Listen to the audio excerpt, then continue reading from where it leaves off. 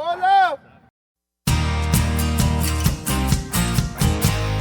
never seen anything like it before, and to attempt to hit the ball out of there is pure madness. The winner of the gold medal and the champion golfer of the year is Cameron Smith. This is the one that I've always wanted to win since I was a little kid. So it just feels pretty amazing to be able to get it done today. It's amazing that it's my destiny to be the first Aussie to win. Just incredible. Hello and welcome to episode 32 of Playing from the Tips, a preview and tipping podcast presented by Golf Australia magazine, with this week marking our special Solheim Cup preview edition. That's right, Team Golf is back with the very rare occurrence of the Solheim Cup this week, followed by the Ryder Cup next week, while we also have LIV Golf, DP World Tour and Asian Tour action this week. Jimmy Emanuel here in the host chair, trying to separate the difference of opinion of our so-called experts like Annika Sorenstam between Suzanne Pedersen and Julie Inkster back in 2015 at the Solheim Cup. Outstanding. Thank you. That was the replay chip shot, wasn't it? That was the picked up the putter Oh, self. they picked up the putter. Would you remember the replay chip shot? Yeah, I do. Oh, Yeah. old. Yeah. Annika. Anger. No, Annika was a vice captain and she kind of got in the middle and Yeah, she Karen did. Koch. Yeah. Sorry, I interrupted you, Mike. We'll continue. Those so-called experts are the master of golf podcasting and seemingly increasingly the master of self-promotion. The now deposed czar of world golf after talking about himself this week, Rod Murray. Yeah, 1 week in the top job. That was enough. I got everything done that I wanted to. What was that? Nothing. Yeah. Don't ever put me in charge of anything. Hopeless. And the Inkster to his Pedersen, a man who himself this week will be taking part in team golf and likely on the end of a beating. Adrian Logue. Very unlikely I'll be on the end of a beating, but... Only because of who your partner is, but that's okay. That's all it takes is having a good partner. Okay. Shout out to Ewan Porter, who's carried Logue for every golf day in his life. He's fit. He can do it. He is fit. That's right. As always, before we go too far ahead, let's take a quick look back at last week for any highlights, of which I think for everyone, Ryan Fox is probably one. That was a very impressive obvious win. one, but I've got to say, really happy for Scott Hend. Same. Yeah. Who came so close on the regular tour a couple of weeks ago, hit one OB on 18 and was berating himself on Twitter afterwards to save everybody else the trouble. He's one of the good guys, Scott. I don't agree with him on everything, but he's one of the good guys. Good character, good player. Yeah, well said. And it was obvious looking at the photos of him holding the trophy just how happy he was. Yeah. Like, he looked genuinely happy. Yeah. He can look a bit miserable at times, Scott Hend. I mean, maybe all the time. and understandably he so. looked genuinely happy holding that trophy. He sometimes looks miserable when you approach him and say, can we have a chat about something? That's generally when, but he never says no. No, and he's so engaging, but I found that interesting. I spoke to him a lot a few years ago and tried to sort of say, what are you thinking when you turn 48, 49? You're thinking his only focus was playing the main tours and doing that, and then obviously he's turned 50 and he gets the chance and tees it up and wins on the European Legends Tour. I wouldn't be surprised to see him come back and play well on the regular tour after this, because it's the shot of confidence that perhaps he needed. Yeah, absolutely. That he's been missing. I read a great quote from Sergio Garcia a few years ago talking, I think he'd won something in Asia or Europe, it was a smaller tournament. He said, don't kid yourselves. If you win any golf tournament in the world, I don't care who you are, that is a very difficult thing to do. Yeah. And it really is. He made 6 birdies in a row from the 12th hole on Sunday. And that is quintessential Scott Hend. Absolutely. Mm-hmm. And if it wouldn't surprise if he can get himself onto the Champions Tour in the US if he had a really good run there. Cause still hits it a long way and very competitive golf. Game 6. And he lives there. It'd be nice to play at home for a change, Scott. First time since 2006. Speaking of last week, on the back of the popularity of Sponsor Watch, we have an adjacent segment this week of Name Watch. Given it's finally come out of the horse's mouth as to the newest star in world golf, whose name is officially Ludwig Aubert. Aubert. Except if you're from the south of Sweden, where he's from, in which case it's pronounced slightly differently, apparently. Which we're not going to do because I heard him say that, listened back to it about 10 times and thought, I can't do that. That's not a word. No. So it's got to do with is it an amulet? There's The circle. Umlaut. The circle. Umlaut above the A, which makes it an AU sound, like Paul, the middle of Paul. Aubergine. And then the G being silent. Australia. That There you kind go. of thing. Well done. Okay. Audacity. Very good. So, Ludwig, we're getting it right from now on. And finally, on last week, I managed a win with Sahith Thagala in California. Also a good name. Also a great great name. name. Top name. Pretty good golf game, too, to be quite good honest. breakthrough. While we added another 3 top 10s on top, bringing our total to 21 wins and 157 top 10s for 2023. Let's move along to this week and the 18th Solheim Cup, contested by the best women from the United States and Europe, this time in Spain. A quick sponsor watch adjacent thing again. Solheim being the name of the cup because of the Solheim family from Ping. We haven't particularly- approved these new segments you're bringing in, by the way. Yeah, well, this wasn't discussed in any strategy. Host chair. Okay. Co-host. Go. One car, one captain. Exactly. That's how it works. And particularly named for Carsten Solheim, who, of course, found the answer, or created the answer putter, but was integral in getting this event off the ground. look, huge integral. supporter, integral, if you like. Full marks to the Solheim family for keeping it going, and full marks to Carsten Solheim. There's a golf club manufacturer who's contributed something to the game well beyond most of the rest of them. Absolutely. The Solheim Cup is an ongoing legacy of his that doesn't in any way benefit Ping. Yeah, well done. You've both complimented Ping and sent an insult to, I assume, to everybody else. Yeah, everybody. Everyone else. The Americans have a 10-7 advantage to date, but Europe have won the last 2 times, including in America back in 2021. So chasing a hat trick, which is quite rare in this event. Let's look at the golf course first. And Logue, you're going to tell us all about Finca Cortesan. Yes, Finca Cortesan is it's obviously in Spain, in the Andalusia region of Spain. It's in a part of Spain, the Costa del Sol, where there's a bunch of these sort of courses, resort courses, sort of lousy with reasonably good golf, is what I would say there. It's Holiday golf, the sort of thing you go and you'd play some holiday Very golf much. and that'd be good. Yeah, you that's enjoy right. that. This is somewhat elevated above those. It's hosted DP World Tour events, notably the World Match Play that had been hosted here a couple of times. LET events as well, I think have been hosted here before. It's designed by Cable Robinson, who I know nothing about. No, me neither. But his vision for the course was to create a golf course where, quote, no hole has less than championship quality, end quote. It's not a great start. What are your thoughts on that? Well, it's not a great start. Tom Simpson said you've got to have some bad holes in a course to make the good holes look better. He did. It's aspirational. Yeah, indeed. There's unlike a lot of the courses in this region, there's no property development around this course, so that's a bit of a tick in its favour.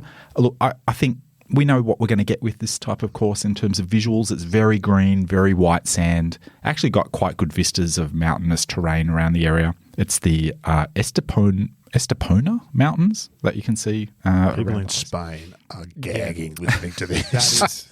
That is so far off the Send your pronunciation, complaints to the They're magazine. wondering where they're playing the Solheim Cup because it's clearly not in Spain. I think it doesn't really matter with these events, does it? Whether it's being played at. It kind A, of it's match play. Yeah, exactly. B, it's about setting a stage for what we're going to see, which is fantastic team competition. Theatre and entertainment. Theatre. It's the theatre, isn't it? It's nice when it's a good golf course. It would be improved. Inverness a couple of years ago. Oh, It was one sensation. of the great team events in history. In fact, the last 2 Solheim Cups have been 2 of the best team events in recent living memory. Just phenomenal Glen Eagles stuff. before there. Glen Eagles before with Pedersen holing the putt on the 18th, the last putt of her retirement, her Swans, all of that sort of stuff. So, yes, the Solheim Cup Wasn't the good Glen Eagles, though. It was the... No, it wasn't. But again, you don't still, remember that. Does it matter that much? It doesn't. In the same way you don't remember Nicklaus's Ryder Cup record, you don't love the Ryder Cup any less because of it. No. I mean, the President's Cup at Royal Melbourne allowed for the best showcase of golf from people like Tiger. Yep. But it didn't necessarily make the match any best better. competition. No, that's It right. perhaps Two on gave ones, the two on one, no matter internationals where you a play. little bit more of a chance, but that's in the Europe versus America, particularly in the Solheim Cup where they all play the same style of golf and the same tour. It's much less separated. So The players will be very happy about where they're playing because it's a pretty ritzy resort, isn't it? It's a nice place to be. Very, Very very nice. nice job. We spoke to Emma Ballard when she was there, remember? There won't be any complaints about the presentation of the course. It's going to be magnificent. It's one of those very much like a Arizona desert course sort of vibe actually, because it is quite arid terrain that it's set in. Is it just me, or has there been a real lack of vibe about the Solheim Cup? Judy Rankin, I saw, was quoted as saying that she thought so, and I've Suffering under the shadow of well, the Ryder Cup, this goes to the point I think I've tried to make before about the Solheim Cup and the Ryder Cup in the same year, is that the Solheim Cup tends to lose in that I circumstance, I read- which is a real shame. That's just happening this year though, right? yeah, that's the right. They're Solheim playing Cup will again play next again year. next year. That's right, to get away from Get back that. on the right It's rhythm. just because of the Yeah. COVID delays that Right. they've ended up in this again. But I wrote a thing a little while ago that I thought it was a positive if they did play in the same year, but I would have the Solheim Cup running after the Ryder Cup. So when you've got everyone into this, sort of fever Team of event fever. team events, like, and oh, the whole here's week another one. you Yeah. spend promoting the next week, You and need then to coordinate that between the PGA Yeah, and of the course, LPGA. of They're course. all the backroom issues. of course, but then you are do the that in the same year, and then the off year is the combined men's and women's Presidents Cup. That I think is the best out. If you were to design And golf then- again, that's exactly what you would do. And so that's it. But there's clearly not the appetite for it because the Solheim Cup's immediate reverting. But I agree with you that running where it is this year, it's lost a little bit. But that's primarily as well. The LPGA had a really strong run of events, which doesn't necessarily help in the lead up to. You kind of need to give it some air. The Ryder Cup, the PGA Tour gives it some air by playing one event over 3 or 4 weeks, and then but you're also up against Europe's stronger run, so difficult time for it to fall. Isn't it ironic that it's women's golf that would really benefit from a US versus international competition, and yet it's men's golf that has it, and it's a perennial disappointment? Yep. It's not a bad event, but it's never going to be anything but Ryder Cup light. It'll always be seen as Ryder Cup light, the President's Cup. And if you could just bring those two together. I was not on board with the mixed President's Cup idea at first, but with every passing day, it makes more and more and more sense. It's by far the best product for golf. Forget about whether it's men's or women's golf. The fact that we don't get to see Lydia Ko, Jin Young Ko, Minjee Lee, none of these players playing in these team events, the game is not better because of that in any Absolutely way. agree. Speaking of teams, let's now take a deep dive look into the team. And Rod, you're going to tell us about the Americans. Okay, so the 12 players on the American team: Alison Corpuz, Ali Ewing, Danielle Kang, Megan Kang, Nellie Corder, not related Danielle and Megan, Not even Cheyenne, spelt the same. not even spelt the same, exactly. Correct. Cheyenne or Cheyenne Knight, I'm not sure about the pronunciation there. Jennifer Kupcho, Andrea Lee, Lexi Thompson, Lilia Vu, Angel Yin, Rose Zhang. So all names that will be fairly recognisable for the most part. Andrea Lee is probably one that's not so well known. To me, there are 3 players that are kind of the key for the US Solheim Cup team this year. All of those players are fairly new. We do see more of a turnover at the top of women's golf, I think, than what we do in men's golf.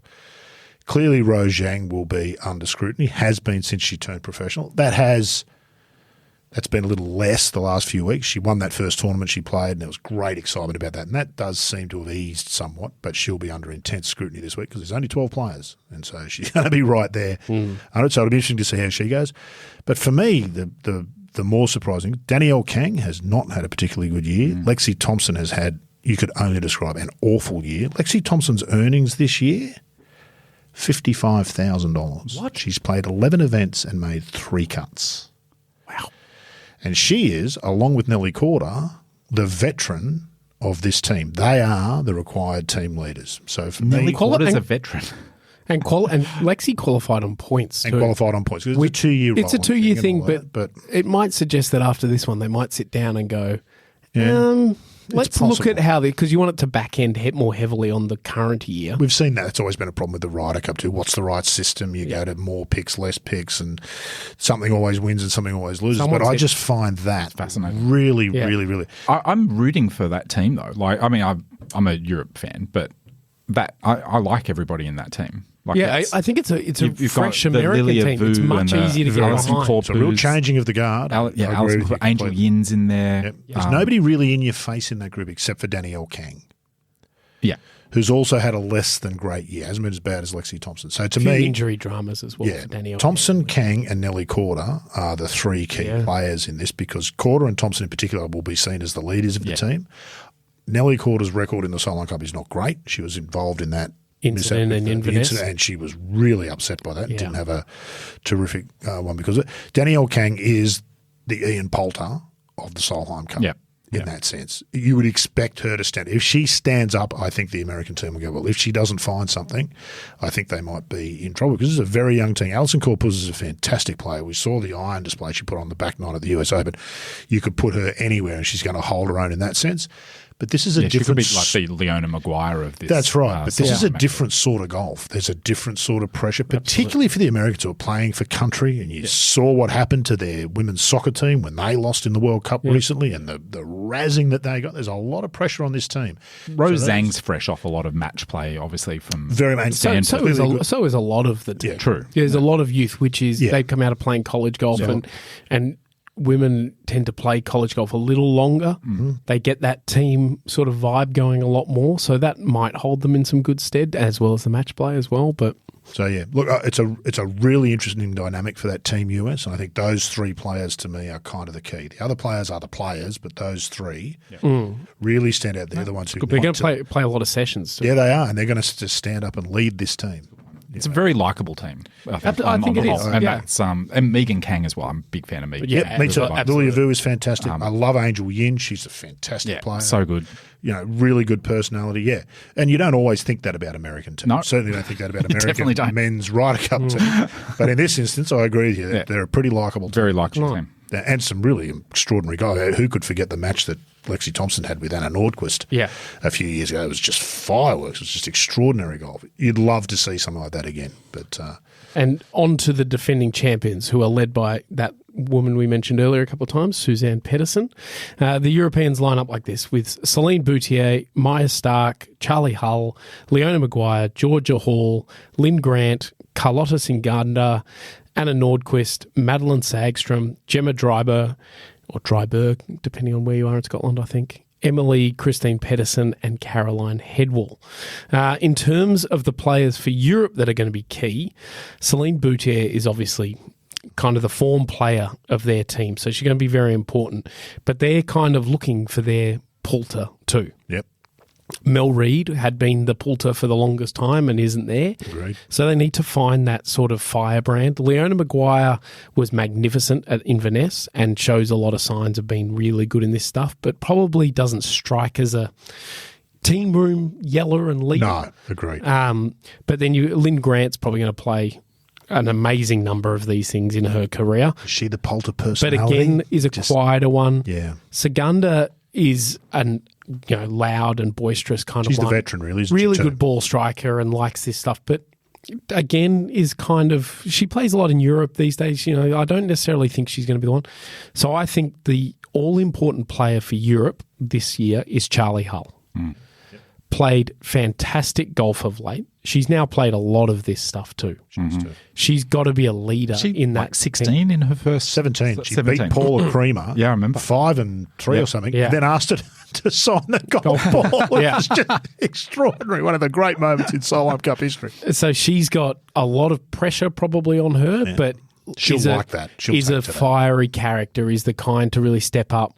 There's some the support stuff that Laura Davies is the vice captain. Charlie Hull and Laura Davies, I believe, are quite close, and that'll be a bit of a teamwork sort of a thing. You know, she might play with Georgia Hall, which is like, imagine going up against them in any of those formats. That's going to be quite brutal. Dour competitor, Georgia Hall, isn't she? Like, she's no give up. You would hate to play a match against Georgia Hall. It is, yeah, exactly. Snap at your heels from the first tee. There's a lot in that Europe team that really sort of sets up well. There's a bit of inexperience and a bit of youth, but there's a lot of experience in your Nordquist and that sort of stuff. I think she'll be keen. She always stands up in the Solheim Cup and Nordquist. And it's Great the first we're going to see of the young Swedes in this sort of style of stuff as well. True.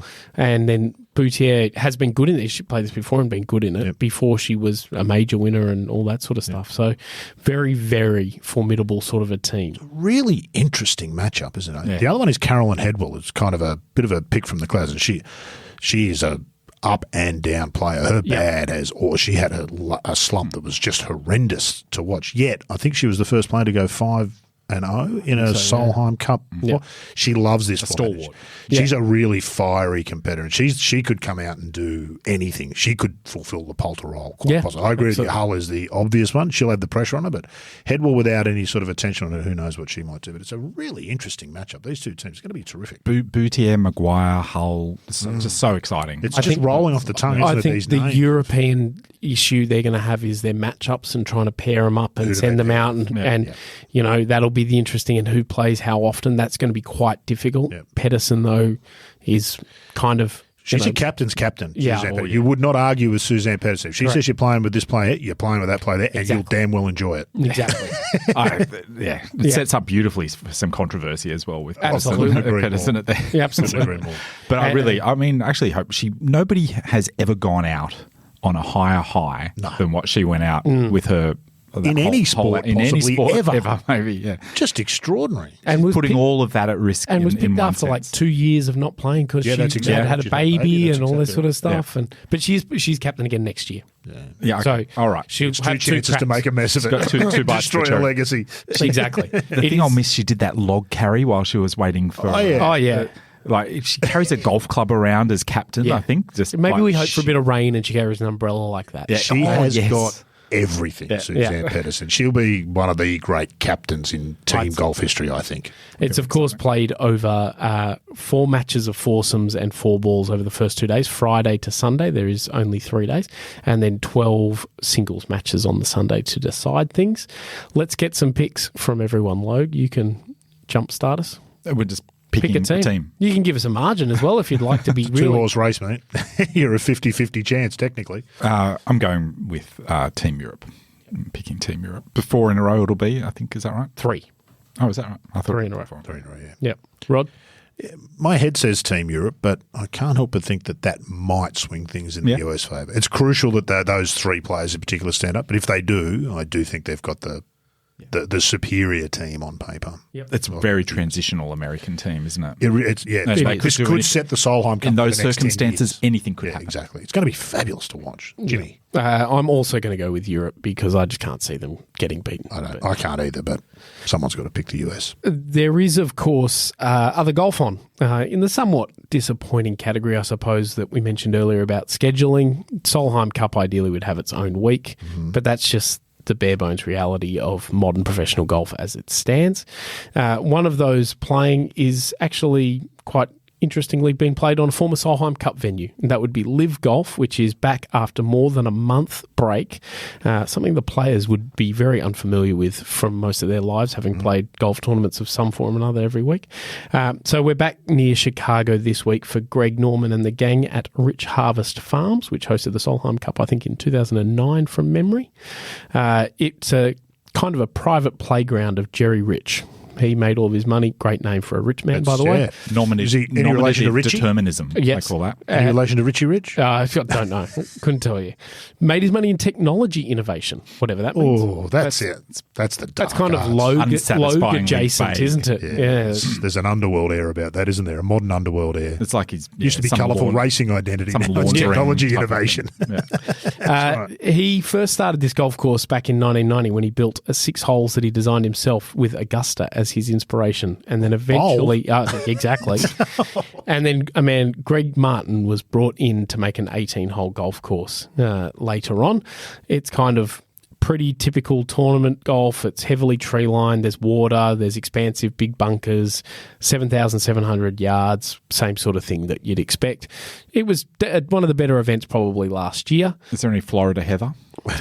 I didn't look up whether there was any Florida heather, but in the suburbs outside Chicago, I'm doubting it. Okay. Yeah. Well, it's a shame. The truth of this, and we say it every week about the golf courses on DP World Tour, PGA Tour, LIV Tour, it's kind of the only golf courses you can play professional golf on these days, isn't it? In all seriousness. Absolutely. You need the golf course we're going to see this week, just in a different location almost every week. Yeah, absolutely. To have any kind of interest in what these fields can do. Yeah. The operational demands of running a tournament trump like strategic golf every single time. And strategic golf is really struggling against a professional field in this day and age. Really struggling. Correct.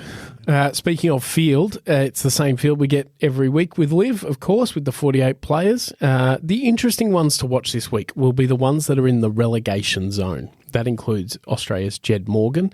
Now, exactly how it will fall is... Tell us how this is going to work, Jimmy. Very confusing. There's an X factor, isn't there? There's captains can't be relegated and certain things, and no one really knows. I was having a discussion with friend of the pod, Adam Pengilly, the other day about this. It's a hybrid relegation system. Pengers. Yeah, Pengers, isn't it? Who, of course, always, as he does, remind me to not sleep on the stingers, because people sleep on the stingers. So Pengers never sleeps on the stingers. Who am I? I can't remember now. I can't remember. I can't remember who my team is. But so Jed is one to watch because he actually played his best golf at the last LIV event. Needs to do something, but the point structure looks like it's going to be very difficult. And after this event, there is only one more individual event, Saudi Arabia.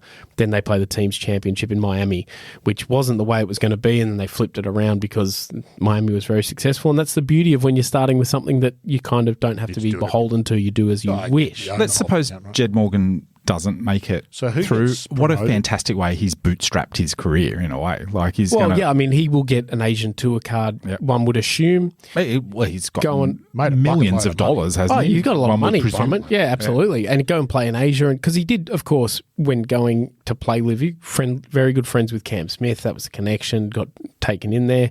He did pass up his DP World Tour card he'd earned on the PGA Tour of Australasia. So it was a big decision for a guy like Jed, with uncertainty at the time as to what would happen. Yeah, it's well and good to say you're going to fill your pockets with cash, but playing future at, I think he was 22 at the time, that's a lot to sort of look at. So, he's set up and he can go play Asia and see how he goes there, try and get back to LIV or... Serious question. Let's say he gets relegated. No Australian gets promoted. What happens to that Australian team to round out the fourth player? This is where the uncertainty is. There's obviously the captains have been spoken as. Just steal Kiwis like we have historically? Well, over time. Yeah, well, I see if Russell Crowe's get Ryan Fox in there. But there's the language I'd read at one stage was up to this many can be promoted and relegated. I don't know that there's not things that they can do to make things work. So who knows how it will actually shake out. They've left everything pretty open so that they can make sure that next year there's an Australian team. Absolutely. They kind of need that to be the case. And particularly now that they remain in the state of flux in terms of with the merger, that it might just be that they can say, we're just going to hold everything together because we actually don't know who's going to be and we don't want to get, so who knows. Cam Smith actually won here last year in his second LIV start after jumping over from PGA Tour, although that's not how they saw it at the time, but he will be the favourite again. He played well recently, had a win on LIV recently, so he's got to be the favourite, but so will the Americans and the Europeans who've been left off the Ryder Cup be pretty keen to play well. So I expect a little bit. Sergio Garcia reportedly tried to pay his fines late to be involved. Guys like Poulter and Westwood, they were very unlikely to probably get spots on that Ryder Cup team, but there's a lot of pride. They've been kind of ostracised more than just not made the team. They've been kind of ostracised. Exactly. And then Dustin Johnson, Patrick Reed, these guys will have a bit of a point to prove. Brooks Koepka is an interesting one this week as well. He's obviously obligated to play before he's going to have to go and play the Ryder Cup. That's right. Not something most guys would do.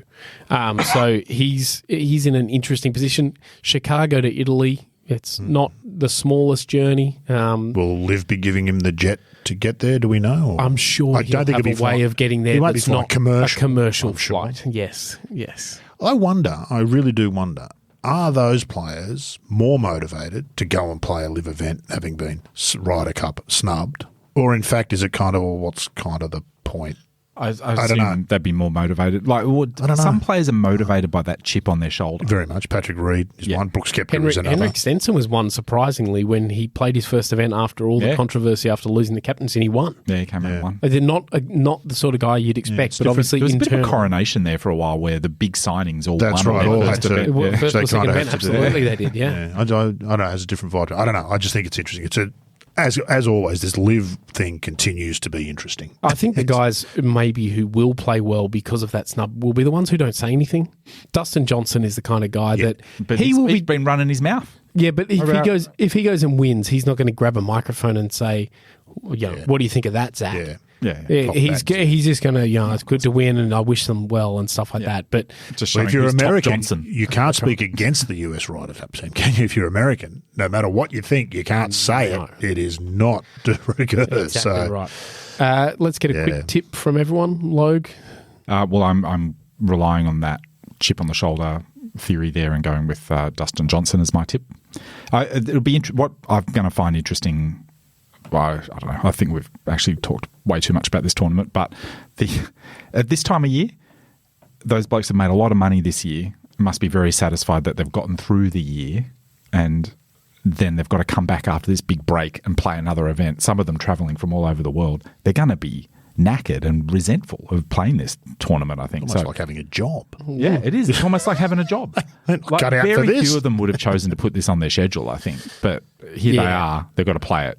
And this is where it's like, oh, okay, we signed a contract. We've got to turn up, To be fair, they've had a pretty light schedule all year, so I can't imagine they'd be. But that's I don't know if that counts helps, in the big leaderboard of like in your head of like, oh, I had a light schedule, but I'm really enjoying this break I've had. Sure. Now I've got to go back. Yeah, the sporadic state of the schedule, and then for the ones who are going to come and play places like Australia or home in South Africa for the South Africans, it adds to it. Rod, tip?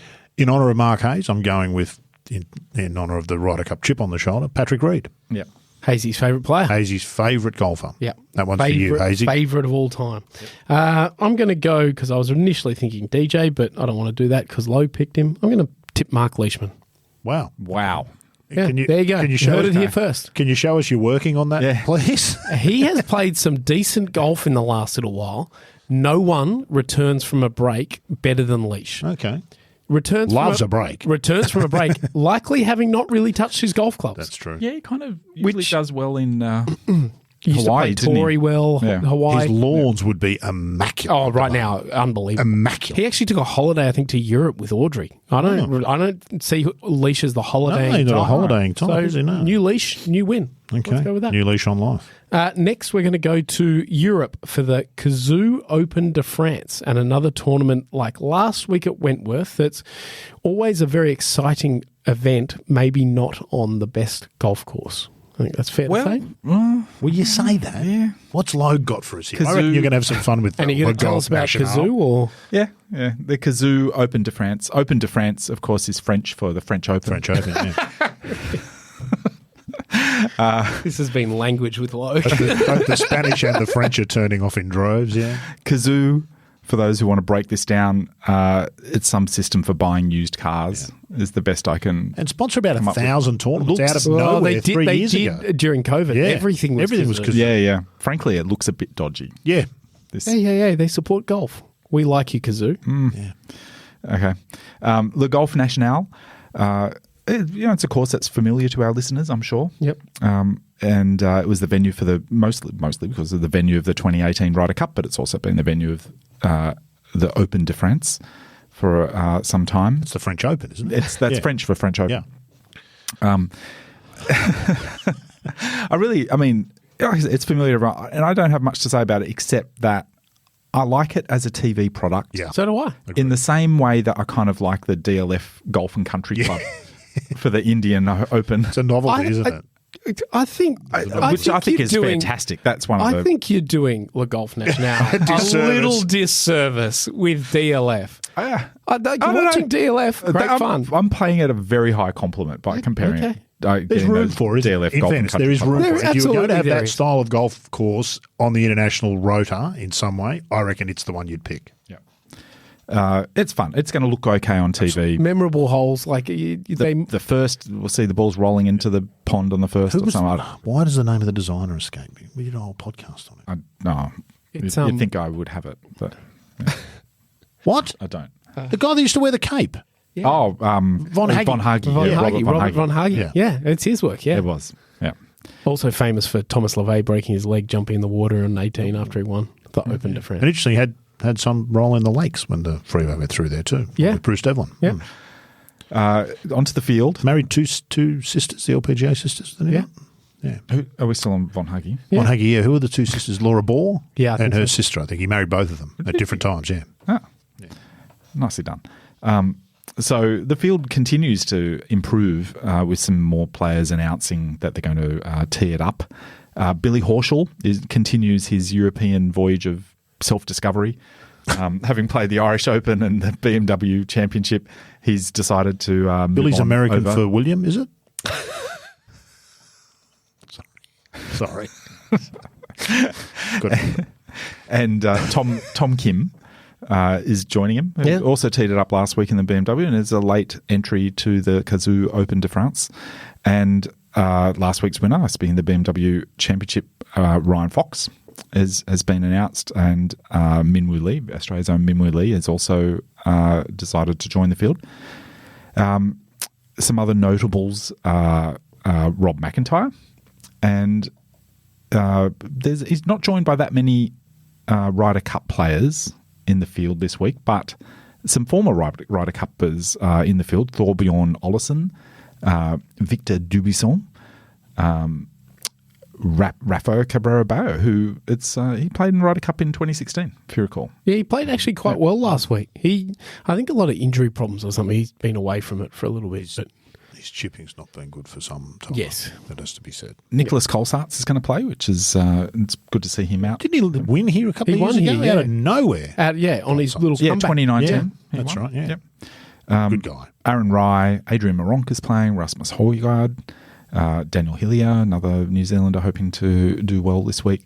Are you going to go through the emergencies this week as well? Or Yeah, you're going to add are we going beyond the exception list again this week? No, just a couple more notables. Danny Willett, Victor Perez is a European stalwart. Roman Langascu. Oh, yeah. Yeah, nice. And keeping with the French theme, Alexander Levy is playing as well. Okay. So, I don't know. What do we think? It's pretty strong field. It's a national open. It's a good European tour a week field. Very before a Ryder Cup. Yep. It's a good field, but National Open. You see Padraig Harrington on Twitter talking about how everyone should go play National Opens. What do you say? Australian Open, South African Open, Japan Open winners should all get automatic qualification to all four majors. Yeah. And copped stick from the Irish. Not nominating the Irish Open as a tournament that should be awarding the same. Open to Irish. Yeah, that's right. As it's called in France. That's right. That's French for Irish Open. It's a better field than this tournament probably has had outside of that Ryder Cup year when they all the Americans and everyone piled in to play it to get a look at the golf course. Not to cast aspersions, but have they found some appearance money behind the couch the week before the tournament got off the ground? Well, maybe there's some very late selling a lot of cars. There's some very late big name entries there, isn't there? Which is odd. I mean, It is. Might be nothing in it, but it takes a lot. I'm not sure. A lot of people seem to be playing a bit more at this time of year, maybe with minds towards world ranking points at the end of the year, and that can get you into majors, can get you into the PGA Tour's signature Assuming events. they survive the world rankings. That's right. So it's a very... It's kind of... I think if you spoke to every player, you might get a bit of a different answer. And the other suggestions probably maybe not far off the mark either. Let's get some winners. Logue? Well, I'm going with the other Højgaard, Rasmus. Second here last year, was he? I think so. That's right. Yeah. Indeed. He said he will be at the Ryder Cup supporting Nikolai. So good on and stepping in if needs be. and stepping in as a. Yeah. I watched a bit of him he was on the featured group last week in the BMW Championship with playing with Adam Scott. Good player. And he looked very determined to play well. He didn't quite have everything together, but it looked like he was very close in terms of his game. And I think this course will suit him perhaps a little bit better. Yep, agreed. In honour of you this week, I'm tipping Robert McIntyre. Okay, because he's on your list of not to be tipped. So I'll pick up the loose ball, one off the ruck. Yeah, he's all right. I haven't fully banned him yet. But, okay. Yeah. That feels like a walk back. But anyway. No. You were fairly strident about it when you made the announcement. Count this as his last chance. Your picking of him is his last chance to perform. Now we're both under pressure, Robert. By the way, he was in one of those feature groups as well and was terrible. Like, He got hammered by the spectators over some bet, didn't he? There was some drama about Yeah. the bet that he was. so unfortunate to see. Yeah, it's really bad. apparently very common, players are saying. Yeah. Not at all uncommon now in the States, especially. Yeah, well, given it's getting a push over there. I had a lot of temptation to stick with Min Woo Lee, who I had last week, but I'm actually going to go with Aaron Rai. Okay. Very Really Aaron impressive late at Wentworth. Kind of his sort of golf I was course. going to say it's a very Aaron Rai Very golf course. strategic in terms of laying up to distances. Almost and a all that sort of defensive stuff. golf course in Yeah. some ways. Yeah, and he, as one of the commentators, I can't remember who it was, so apologies to them, very well said on Sunday, Aaron Rai doesn't make course management mistakes. No. He makes execution mistakes, which Good cop. I think is very, very good around here. The Finally, two gloves helps as well. Yeah, I it think doesn't wearing hurt. 2 gloves. No, it doesn't. No, it's exactly what you need around the Golf National. Okay. Final Designed by a man who wore a cape. 2 gloves is extra mandatory. accoutrements Yeah, are that's necessary. exactly right. It's an apparel wasteland. Very near It's Versailles. a deep cut. very near Versailles, actually, open Le Golf National. Just interestingly. I've What got did quite a Bubba Watson say fascination with about Versailles. Versailles? So. Do you remember Bubba before the Yeah, went the to some Ryder Cup? palace or Went to some something. palace or something. That wasn't before the about Ryder Cup. That was he just went to Versailles. play there in about 2014 and Bizarre. did not endear himself to the locals. Finally, the Asian tour is back with the Yangda TPC in Chinese Taipei or Taiwan, depending on who you want to Depending on listen what to or international talk incident to. you want to start. Yeah. Correct. Aussie Travis Smythe got his first Asian Tour win here last year, and Rod, as an admitted Trav fan, we're going to throw to you to give us the pertinent details. Which I hope is going to start with what the hell is Yangda. It's a great question, and I don't have access to the dark web, but that's perhaps where you need to go to find out, because I've got to tell you, almost nothing. I think they own the Ambassador Hotel in Taipei, and their chairman, Emmett Hsu, HSU, was part of the almost coup in 2015 that took over the board of the Asian Tour when they were in talks with the European Tour. Wow. And there was great angst amongst the players about what might happen to the Asian. There was virtually a coup. And he's obviously very involved in local golf. But the only connections you can find... The Su Ku. The Su Ku, there you go. His son, it seems, but separate from the Yangda Group, has taken over McDonald's Correct. in Taiwan. Yeah, so But Yangda it's Group related is this but unrelated. company that I also had a look because I was intrigued. Yeah. Yeah. And if you search Yangda, you're getting pages of golf results. Yeah, so that's good right. sponsorship. Yeah, absolutely. Great sponsorship Basically arrangement. own golf. In, But yeah, they not directly, but are involved in McDonald's kind of through Say- Hubert Lee, but not him. So yeah, I feel like the sponsor watch segment to date has been the Leona Maguire of our Solheim Cup. There's been some interesting stuff. I never would have given a thought to Yangda unless we were doing this. And it's like suddenly discover, actually, hang on a minute. Anyway, so I don't know who they are. That's the truth of that. This is being played at the Linkau, I imagine you pronounce it, International Golf and Country Club, opened in the mid-1960s. And I know about as much about the course as I do about Yangda. I did find Gary and Albert of the Just Play Golf YouTube channel, a couple of interesting roosters. Gave us a tour of the course, which had a mixture of slow-mo and weird video and some appalling chipping and some terrible putting. And look, didn't look anything to be remarkable, nothing offensive about it, it would seem, aside from the cart paths that run through the joint, all made of concrete. Pros tend to score well here. They've been hosting this event since its inception in 2010. As you said, Trav Smythe defending.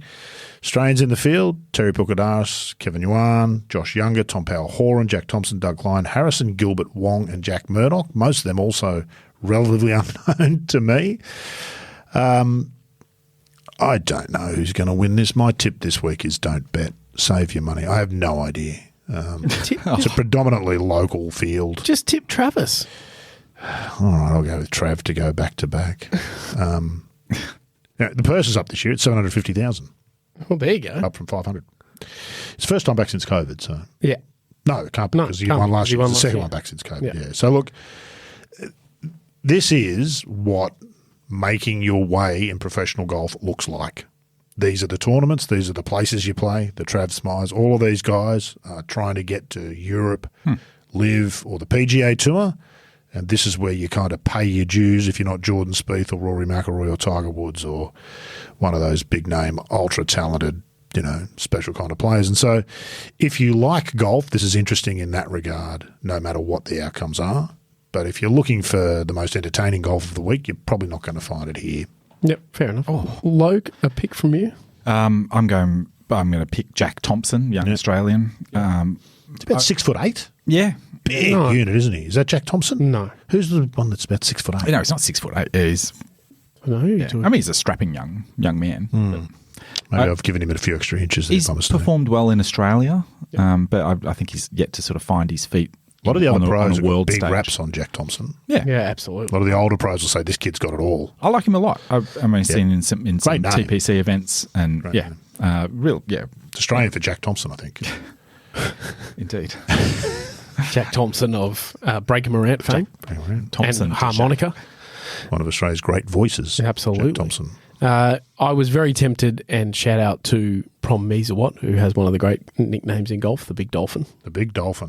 Nicknamed because he really liked to swim. And the Thai journalists, when they followed him to a junior tournament, saw him in the pool every night, just called him the Big Dolphin. The whole Thai naming convention is bizarre. They change their name when they get to a certain age, and then they've all got nicknames. And Him telling us about that in Perth one year, about how he got that nickname, was utterly hilarious. lovely bloke. Yeah. He and Kiradek Afabarnrat, two of the best people. Absolutely. And just love Come every back, move. Barnrat. Yeah, You just want the Barnrat to get back on Yeah. the train. He's such a great character. So good for world golf. Yeah. I'm going to stick with the Australian theme and tip Doug Klein. Okay. Just because I can. Okay. Yeah. Good player. Could bob up at something like this. Decline? Really? True. I hadn't thought that deeply about it, but oh well, I'm stuck now. You can keep up to date with all the action from the Solheim Cup and these other events on the Golf Australia website, golfaustralia.com.au, and get out and pick up a copy of the October issue of the magazine.